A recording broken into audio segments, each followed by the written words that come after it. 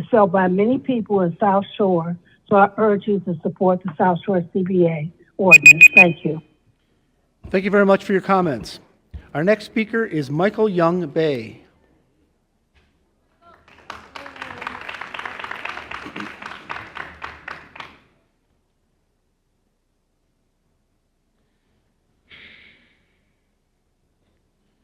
This $70 million.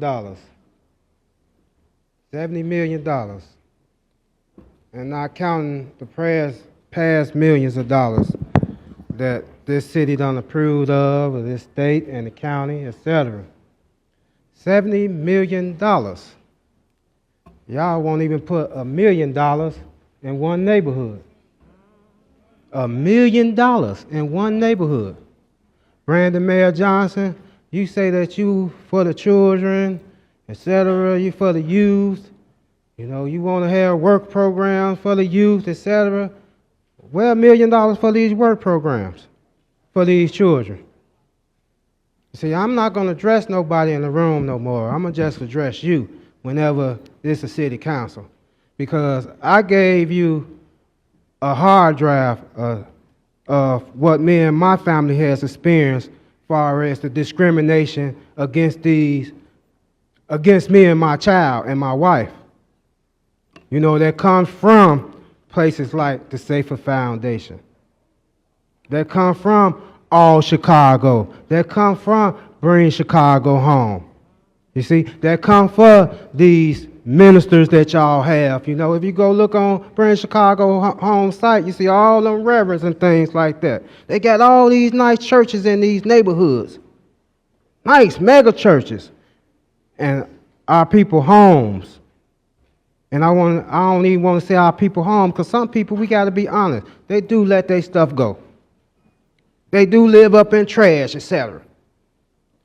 And willingly of their own will. But what about the face?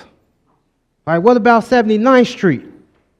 You see what I'm saying? What about the face? What about 71st Street? What about all these different streets with these abandoned buildings, with these empty lots? And then the churches come up and try to buy these lots. That's why I say to the people, come up out of her. Come up out of Rome. That's why I says that, come up out of there. The snake is no good. It don't matter who they put at the head. He ain't running nothing. We got to be honest about this situation. But I'm still going to talk to you. I'm still going to call you out. I'm still going to say the names.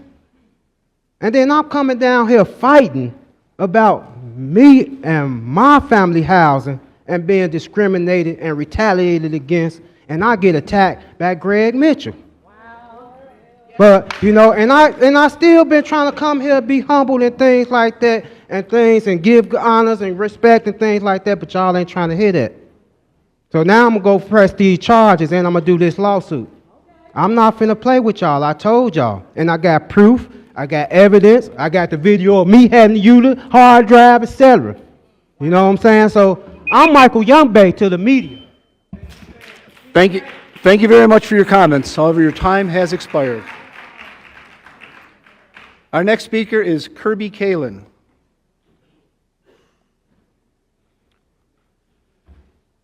Hello, and thank you for taking my public comment. My name is Kirby Kalin, and I am an organizer in the 32nd Ward, where I focus on expanding public access to mental health care, housing, and public safety.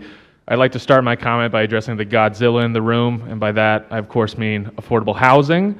The Finance Committee endorsed the proposal for $1.25 billion for affordable housing over the next 5 years. So much of life as a Chicagoan these days is defined by the transient nature of constantly moving every year or two because you can no longer live in the community you want to place roots. And so we need to build affordable housing. Let's borrow money, let's cut some tape and build more affordable housing units across this city with speed and safety.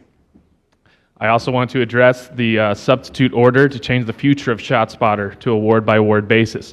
We cannot do this. We need to cancel the ShotSpotter contract and discontinue its use citywide. An aldermanic discretion of ShotSpotter would lead to a patchwork across the city of profiling, oppression, and aggression. If we are truly to believe that policing can fight crime, we don't need to be expending their resources on something that leads to 85% of the time to incidents where there's no evidence of a gun crime, 90% of the time with no evidence of a crime at all. ShotSpotter wastes our resources and puts those that are most vulnerable at risk of being profiled and damaged by our police. And I also want to spend time speaking on the migrant funding. This is a crisis across our city, but it is not because of the immigrants, it is because of our lack of allocation of resources. This migrant crisis is a resource crisis, and we need vast resources to protect our new community members. 70 million. Hey, you can fight it as much as you want, but it's true. These are our neighbors. These are now a part of our communities. Immigrants are a basis for our future as a city. Ever since the beginning to now, immigrants are the lifeblood of this city, and we need to support them. Not just in the 70 millimeter, but to address the future of this city. We need investments in affordable housing, public access to mental health care, so that these people are protected and ensure that they can live in Chicago in a community that is vibrant, depending not only them, but the connections within the community. $70 million is a great way to start, but it's not enough. It's possible for us to not spend enough on migrant funding. It is not possible for us to spend it's not possible for us to spend too much. We're spending too little. Let's expand the money for migrants. They need our support. They're not going anywhere. We are a welcoming city. We're going to stay that way. So let's make sure they are protected. Thank you. That's my public comments. Whoa. Thank you. Thank you very much for your comments. Our next speaker is Richard Poiso. Before our next speaker,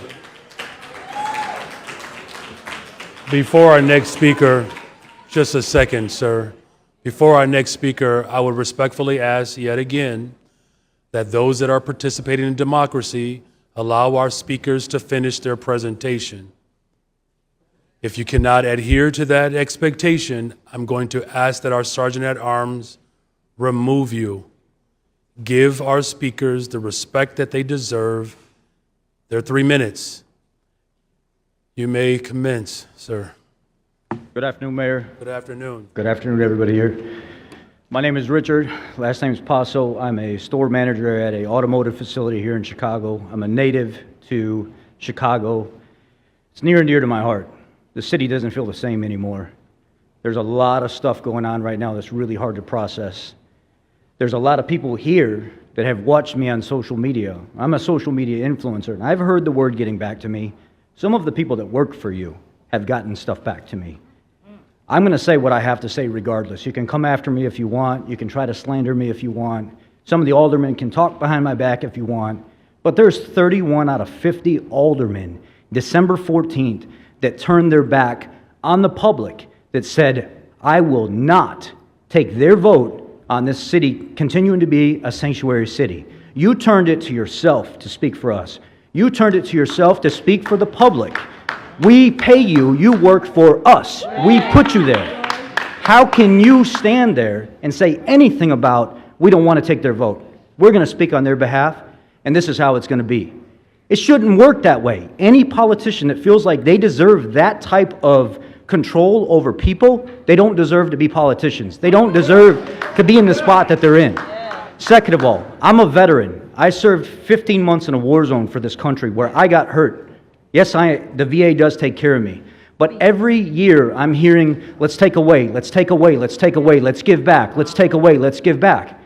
But we have immigrants that serve with us, that put their life on the line, that are still fighting for citizenship, that are in the military, that deserve all the respect in the world, and they don't get it. They come back, they're still fighting for citizenship. Some of them don't get it, they get deported. These are people that put their life on the line for this country, for all of you to have the freedom and the jobs that you have, and they don't get the respect to have somebody care for them and help them through the process. But all of you guys out here will vote for people that are complete aliens to this country, that have nothing. Tren de Agua, Venezuela, Anything coming from the Honduras, all these people are coming here. They've cleared out these prisons years ago. And they're sending all these people here. They don't want them there. They don't serve them a purpose. They're showing up here in New York, in Chicago, attacking people in the streets. The police are fighting with them in the shelters that you guys are funding. You guys think it's a great idea, but yet your police officers are getting attacked. Your public's getting attacked. You're putting our lives at risk by doing what you're doing, and none of you care about it because the mighty dollar sits on top. And as long as somebody's in your pocket that you're working with, you're okay with doing it. You don't care about the citizens. At some point in time, there's going to be an answering for this. What it is, I don't know. But it doesn't look good. And I don't respect most of the people that are in here because you turned your back on the citizens and you said your voice doesn't matter. Thank you very much for your comments. Our next speaker is Tuan Sims.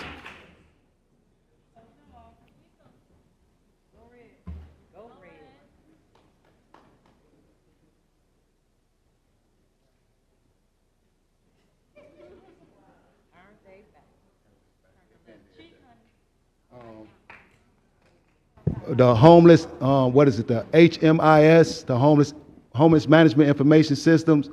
So my number would have been 355061. That would have been issued July 15th, 2021. We financed that endeavor, right? The HMIS, that's financed and budgeted, right? Because this is what we're here to talk about. We're here to talk about finance and budget. However, I'm an individual in the room. One individual. Y'all mismanaging this, failing actually.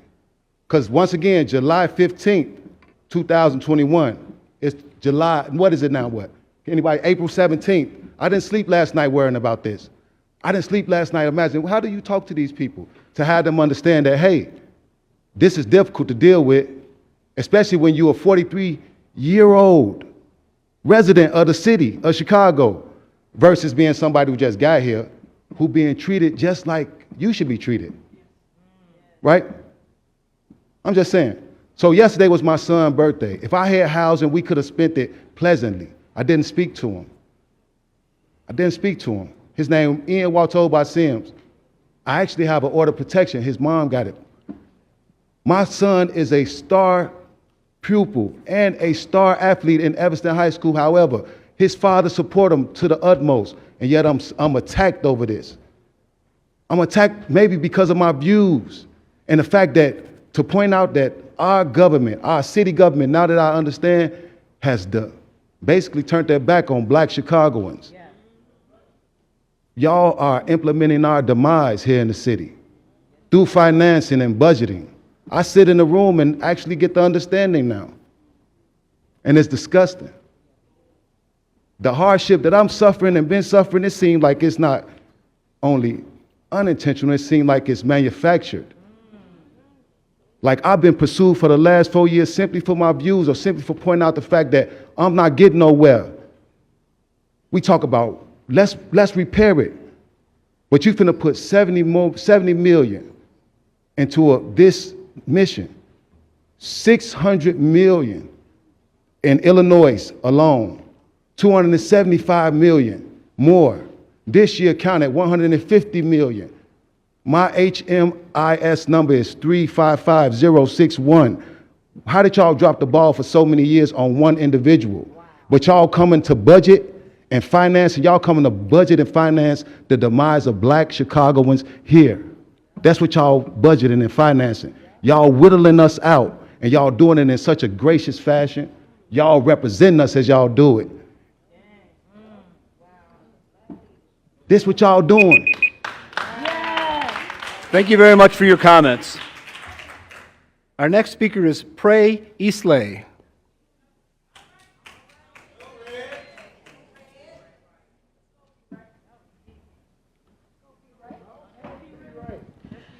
Good afternoon to the city of Chicago. I am P. Ray of the 37th Ward. Chicago Red is our organization. Because we started this session with a prayer, I want to start my comment with a scripture. 1 Timothy 5:8 says, "But if any provide not for his own, and specifically for those of his own house, he hath denied the faith and is worse than an infidel. So I want to talk to y'all today about not going to hell. In the 37th Ward, there was a family, the Jones family. Amarie Jones was standing in her family building that they've owned for 40 years doing a TikTok dance with her mother. A bullet came through the window, hit her in the neck. She fell to the ground in front of her mother and bled to death.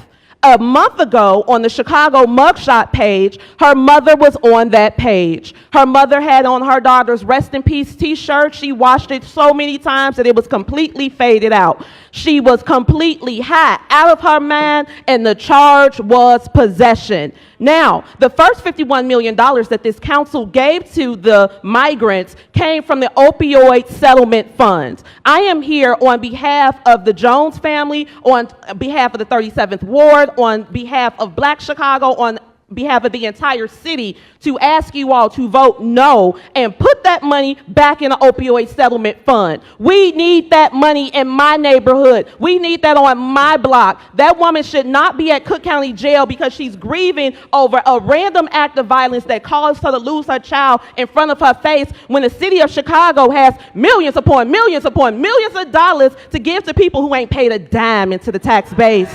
We've been in my building for 52 years. We're about to pay some more taxes. The Jones family has been in their building for 45 years, paying taxes every year on time. So I'm asking y'all to use our tax money for our people. We need it. We got people leaning. We got people rocking. We got overdosing. We got pass out lines. You live on the west side, Mayor Johnson. You know exactly what I'm talking about. We need the money for us. We need opioid treatment on the west side of Chicago. We are the headquarters of the cartel, and everybody in here knows it. They selling more drugs than the law can allow, and y'all giving money back to them because they traffic those people up here, so we paying them going and coming. Absolutely not. We pay too much. It costs too much money to live in this city. Help Wanda Jones. Help every other grieving mother who feels like she has to go get high to get over the loss of her child. This is a woman who lived in that house. She still sleeps in that living room where her daughter passed out and bled to death.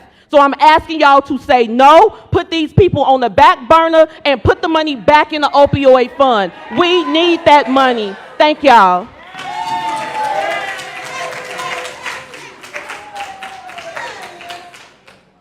Thank you for your comments.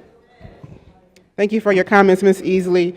The next speaker is Mr. Denzel Dillard.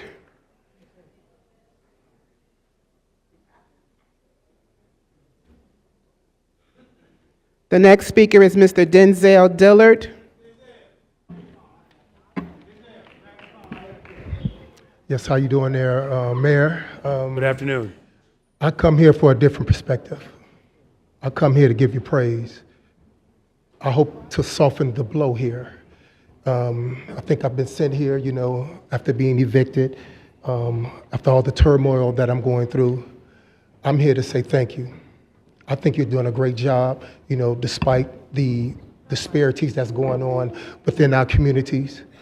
You know, shucks, I don't care what mayor was here, it wouldn't be done. But more importantly, I'm here to let you know that I'm a struggling young man. I've always, at your tenure, wanted to work for your administration. You know, my goal is to get hired. I believe in your mission. I believe in the hope of the city.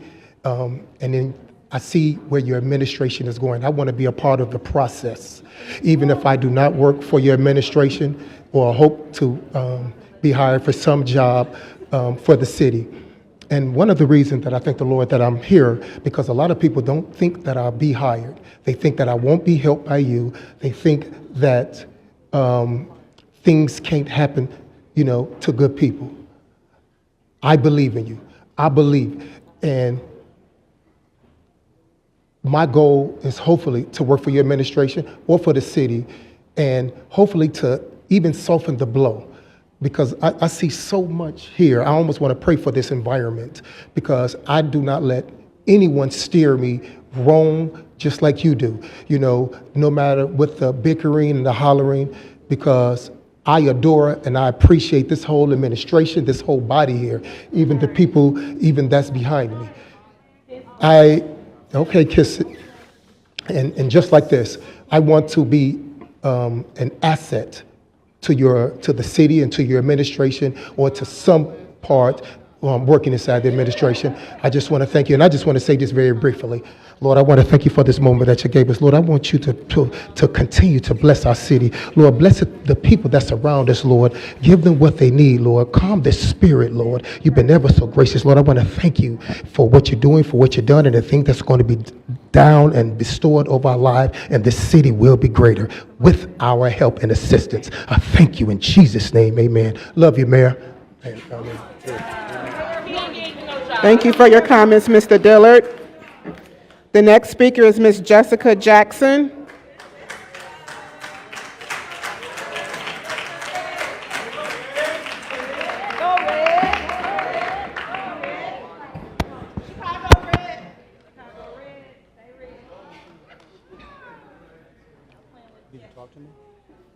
So, Christmas is coming early this year.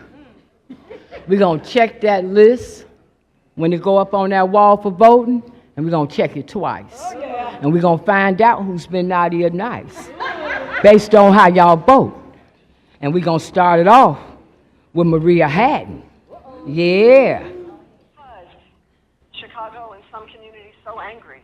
Why is all this kind of anti-immigrant sentiment coming up? And I want to explain to folks, it's because if we cared as much about black people and had over the decades as we do about everyone else, we wouldn't be here. But the money from a 2020. All right. That would be Maria Haddon. Stepping out there. I see you. Don't get sarcastic because we can get jiggy, right? You set up here for that first 51 million talking about how you feel about black people and how you have to have the same energy for black people, and you ain't never stood on this floor talking about money for black people. You get on this floor and talk about black and brown because you somewhere in the middle with it, right? But I'll tell you this, and I'm telling every other black alderman in here today, you vote for the money for these immigrants today, and we coming for them seats. You can believe that. You're going to stop pimping the black people's plight to get brown people, as y'all call it, money. You're going to give us our press conference up there on the 3rd floor, keep talking to the mayor's boy with the clink clink from his past. That's why he got to do what the mayor say do. Him and a lot of other ones in here with these shady pasts. That's why you got to vote the way that you vote. But all of us ain't got shady passes. Some of us free out here, and we can vote how we want to vote, and we coming for those seats. Now, to align yourself with somebody who's obviously a one-term mayor, if he even makes it that far, you better be worrying about your job. You better be worrying about your longevity, because we're going to vote, and we're going to get you out, because you ain't doing right by us. That's what time it is. And for your law person that's next to you, I'm going to need you to check out that federal charge that I got against those public administrators over there for messing with black people's property. It's federal case number 23CV14590. All right? And on that note, if y'all don't give us our money for the black community, know this, we getting ready to file a federal injunction against City Hall for benign neglect to the south side and west side. You got that? Boom. Thank you for your comments, Ms. Jackson. The next speaker is Ms. Sarah Thomas Lena.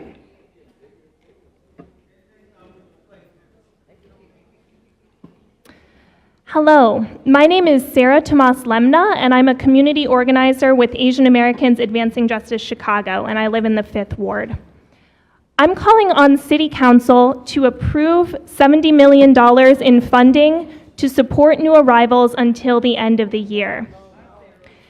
Asian Americans Advancing Justice Chicago has been working on mutual aid with new arrivals across the city for over a year now. In addition, we have been part of the Bring Chicago Home campaign and Stop ShotSpotter Coalition, as well as have advocated for long-term solutions like treatment, not trauma. The common thread in what you have heard today is our anger in a broken system that we must reimagine together. It's the system that maintained generational disinvestment in communities of color across Chicago, and this is what prevents our city, one of the richest cities in the world, from paying a little bit more into the public safety net system while schools and mental health clinics shut down in our communities. Food prices, rent, and childcare costs rise, and thousands of our neighbors continue to sleep on the streets. The common thread here is systemic racism, and these disinvestments have kept communities of color down for generations. This systemic racism has also blocked any positive action on immigration from Congress for almost 40 years. Immigrants are simply not a priority in the federal system. And so I want to speak today to urge you to vote on Friday for $70 million which will be pulled from city reserves, not from any sort of funding to support individuals impacted by the opioid epidemic. In addition to those $70 million, we also need to start thinking about long-term solutions to fund affordable housing and economic development that will benefit all Chicagoans. So on Friday, this council will have that opportunity, and I urge you to vote yes to borrow $1.25 million over the next 5 years and to make economic security a reality for more of our neighbors. In addition, I would like to urge council to vote against the order that calls for alders to be able to choose whether to remove ShotSpotter technology on a ward-by-ward basis, and also calls for any decisions related to violence prevention funding to be brought to the Public Safety Committee and to a full City Council vote. We reject the intention and the outcomes of this order and support Mayor Brandon Johnson's decision to cancel the contract with ShotSpotter citywide. Chicago has long been a welcoming city, and we are committed to ensuring that it remains that way. We are facing a challenging moment, but it's nothing we haven't faced before.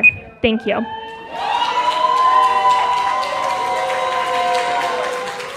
Thank you for your comments, Ms. Thomas Linda. The next speaker is Mr. George Blakemore.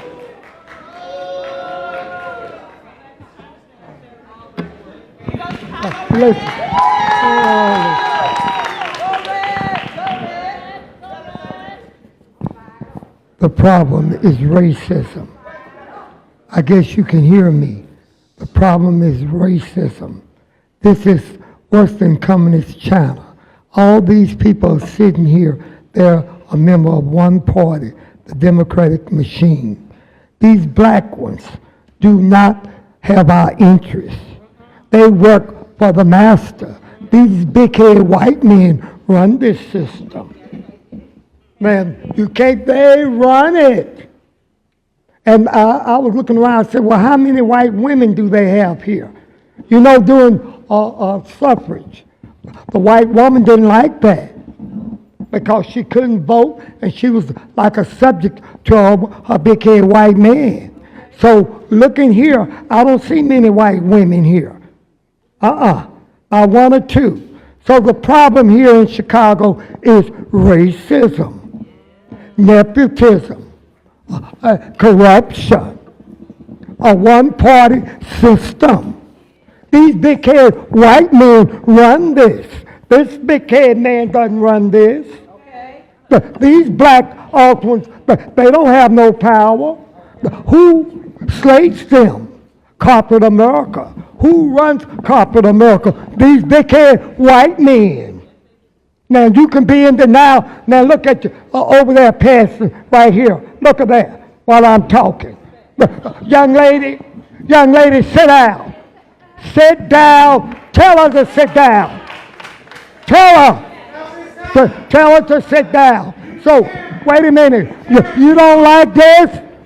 I'm going to tell you, I'm educating you, I'm informing you, I'm enlightening you. These big-headed white people that enslaved us brought us here. Now they're giving money to another people. Are they nappy, hair, big nose, thick lip, and a black booty hole like mine? No.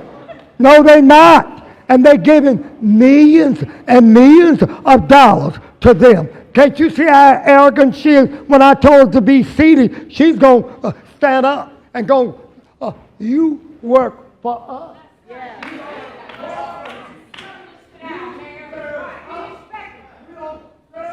Mr. Blakemore, please stay in the microphone so we can hear you, sir. Thank you. Something is mighty wrong here, sir.